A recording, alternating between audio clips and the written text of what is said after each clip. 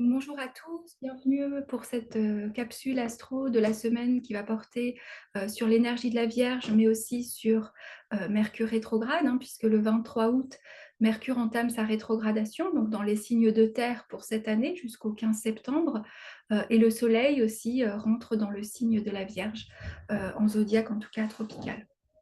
Donc, qu'est-ce qui est intéressant de regarder, c'est que Mercure est exalté et à la fois en domicile dans le signe de la Vierge, et que le Soleil, en plus, illumine, j'allais dire, le signe pour ce mois. Donc, peut-être essayer de comprendre un petit peu plus cette énergie de la Vierge qu'on va souvent euh, qualifiée de très contrôlante, d'un besoin de liste, d'un besoin, vous savez, d'attention aux détails, de soucis, de chercher vraiment la petite bête, d'avoir aussi cet œil très, très, très critique sur les choses. Je pense que c'est peut-être vrai au niveau du symptôme, mais si on va plus dans la profondeur du signe, il y a une quête de pureté, il y a une quête de raffinement. Moi, j'ai toujours vu la Vierge, surtout si on la prend un petit peu, si vous suivez l'ordre des signes du zodiaque, comme cette étape où, comme s'il y avait un sculpteur qui cherche à raffiner son œuvre. Hein, on cherche à polir quelque chose. Hein, c'est pour ça que parfois on l'associe aussi au processus d'individuation, c'est-à-dire de devenir complet. Hein. Donc il y a cette quête d'alignement corps, âme, esprit, qui peut peut-être aussi expliquer parfois ce côté psychochondriaque de la Vierge, hein, qui manifeste souvent des symptômes physiques quand quelque chose est en déséquilibre. Hein. Et d'ailleurs, cette énergie aussi dans notre thème peut souvent provoquer des soucis de peau, enfin quelque chose entre l'intérieur et l'extérieur, puisque après ce signe, on s'ouvre à la balance, on s'ouvre à l'altérité. Mais sa quête vraiment de pureté, cette quête dans le quotidien du détail, c'est parce qu'elle cherche, je pense, à vraiment refléter dans le petit le macro qu'elle perçoit dans son signe en face, qui est le poisson. Actuellement, c'est intéressant de savoir que Saturne et Neptune sont co-présents en poisson. Hein. Donc Saturne en plus qui représente le besoin de structure et Neptune le besoin de dissolution. Même si Mercure rétrograde ne va pas dialoguer au niveau des orbes directement avec Saturne et Neptune, hein, puisqu'il rétrograde de 21 degrés à 8 degrés de la Vierge. Mais je pense qu'il y a quelque chose qui peut euh, venir aussi nous travailler dans cet axe euh, Vierge-Poisson, hein, dans ce qu'on peut comprendre dans le petit, dans ce qui est insaisissable dans le tout. Hein. Et la Vierge équilibre aussi le poisson, parce que souvent elle nous permet, au travers d'une technique, au travers d'un outil, au travers d'une répétition aussi. Hein. La Vierge, je trouve qu'elle instaure un rythme, c'est pour ça qu'il y a cette idée aussi parfois de rituel et de routine qui permet aussi de purifier peut-être aussi notre corps, de purifier en tout cas notre alignement pour recevoir les mystères de l'invisible. Hein. On pourrait totalement la voir comme ça. Et pourquoi j'entre par cet angle-là de la Vierge, c'est aussi pour amener Mercure, hein, le symbolisme de Mercure. Euh, Parfois, on associe donc Mercure, hein, c'est le nom romain, Hermès. euh, il y a donc Mercure et Hermès, hein, qui serait le nom grec. Mais il y a quelque chose, hein, où Hermès, c'était le dieu des croisements, c'était le dieu des entre-deux à la base, hein, c'était celui qui était le dieu des interstices.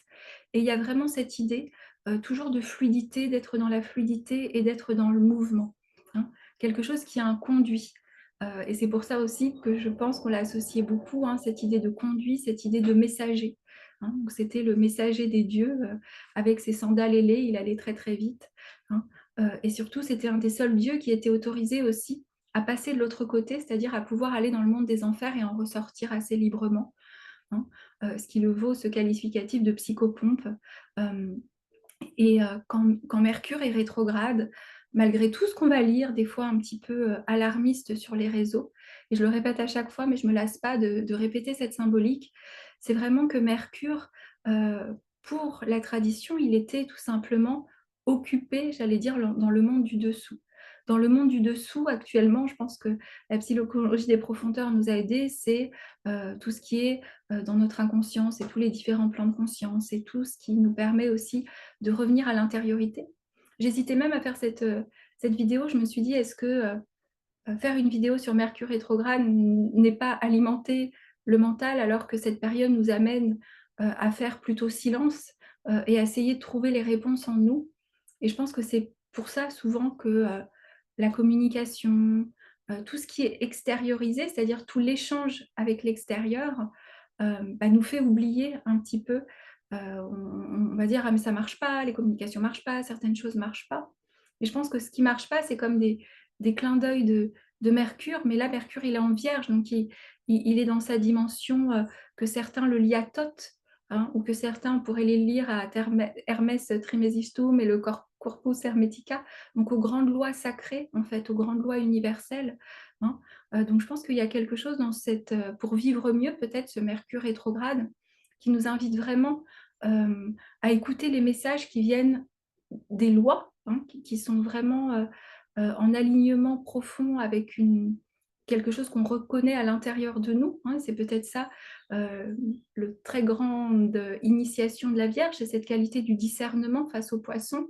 Face aux poissons, on peut être séduit aussi par des promesses, de rédemption, par des promesses d'un paradis perdu, hein. En Vierge, on est obligé de le descendre dans la matière, mais aussi, de vraiment sentir, j'allais dire, de reconnaître une qualité, de reconnaître une pureté, de reconnaître une essence, hein. Heu, Quelle serait l'ombre, pardon, je crois que j'ai pas je suis partie sur une autre idée, ma tête, avec Mercure rétrograde, donc il y a quelque chose qui nous invite, je trouve beaucoup à discerner peut-être aussi dans ce qu'on va se raconter, hein. Mercure, c'est pas seulement ce qui se passe à l'extérieur, c'est aussi beaucoup ce qu'on se raconte. Comment on lie les idées entre elles, comment chaque planète dialogue avec d'autres planètes. Donc dans la Vierge, il y a ce besoin de discernement et peut-être aussi de réfléchir à quelles sont justement bah, les pensées répétitives, ça ce serait dans l'ombre, quelles sont les pensées répétitives et rigides, mais aussi très contrôlantes, qui nous oublient peut-être d'avoir accès aux poissons, d'avoir accès au mystère, de se laisser traverser, hein. Mais plus concrètement, quelles sont aussi les choses qu'on a besoin peut-être de mettre en place dans notre quotidien, qu'on a besoin de rythmer nos vies pour justement aussi bah, aligner plus, hein, ce monde invisible, ce monde visible, quels sont les outils qu'on a besoin de raffiner, hein. Peut-être on a envie, sous Mercure rétrograde, de retrouver, de relire certains textes qui nous font du bien, euh, de remettre une pensée, j'allais dire, qui, c'est utiliser Mercure au bon endroit, donc vraiment dans ce discernement, vraiment dans cette notion de lien entre les mondes aussi, hein. Mercure, il relie différents plans, hein. C'est celui qui a un message quelque part et lorsque Mercure est rétrograde, la, la tradition n'aimait pas les planètes rétrogrades parce qu'elles étaient plus lentes. Donc il y avait cette lenteur, hein, qui faisait que bah, forcément les choses vont moins vite, les compréhensions sont pas sur le même plan, hein. Et pour tous ceux, moi je sais que c'est mon cas, qui sont nés avec Mercure rétrograde, des fois on peut être très très rapide pour des choses, mais il y a des choses très intérieures qui demandent plus de temps, hein.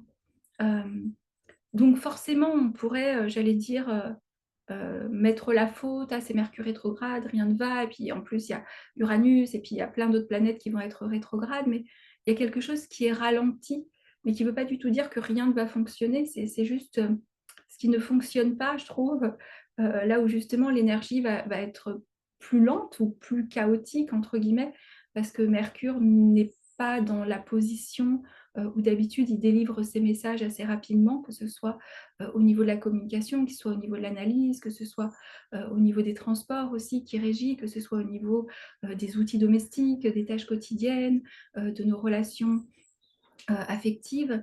Bah, c'est Mercure rétrograde en Vierge, il nous dit attends, je vais me recentrer et peut-être comme un clin d'œil de revenir à la loi, de revenir à quelque chose de présent en nous, de revenir à cultiver cet espace aussi, j'allais dire, dans la Vierge, qui a une forme d'humilité aussi, beaucoup, hein. On sait que l'ombre de la Vierge, c'est ce sentiment parfois très très fort d'infériorité, hein.